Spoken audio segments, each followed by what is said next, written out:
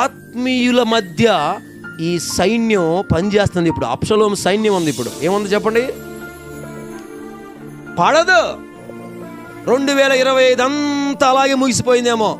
ఇంకా నూతన సంవత్సరం 2026లో మీకు మనవి చేస్తున్నాను, ఆత్మీయులాగా ఉండండి.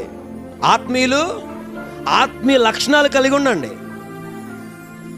లోకంలో ఉన్నటువంటి చెప్పండి ఆ ఆలోచనలు ఇక్కడ వాడకండి సంఘంలో. ఎందుకంటే తద్వారా ఆ అబ్షలోముకు జరిగిందే మనకు జరిగింది. ఏం జరిగింది అబ్షలోము తెలుసా మీకు?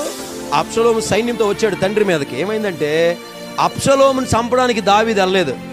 దావీదు దగ్గర ఉన్న 400 మంది వెళ్ళారు. అయినా చెప్పాడు, ఎట్లేదన్నా మన కొడుకురాడు, చంపకండి, పట్టుకోండి చాలన్నాడు దావీదు. కానీ అందులో ఒకడు ఏం చేసి తెలుసా, ఎంత బాధ పెడతాడా మా రాజునని గురిచూచి గుండెల మీద కొట్టాడు బాణం. ఏ స్థితిలో ఉన్నాడు తెలుసా? భూమికి ఆనకుండా గాలిలో తేలి ఆడుతున్నాడు. అబ్షలోముకున్న ధైర్యం ఏంటి తెలుసా? తన జుట్టు, ఏం చెప్పండి, ఈ జుట్టుతో గుర్రం మీద వెళ్ళిపోతుంటే ఈ జుట్టు ముళ్ళ కంపకు పట్టుకుంది, గట్టిగా లొంగేసేసింది. ఇక జుట్టుతో ఇలా ఏలాడుతున్నాడు పైనుంచి. ఈలోపు దావీదు సైన్యం వచ్చి బాణాలతో గుచ్చి చంపేశారు. హల్లెలూయా. ఆత్మీయులమైన మనం సైతానికి దొరికితే చావు ఎంత దరిద్రంగా ఉంటుందో తెలుసా? దేవుణ్ణి నమ్ముకున్న మనం లోకానికి దొరికి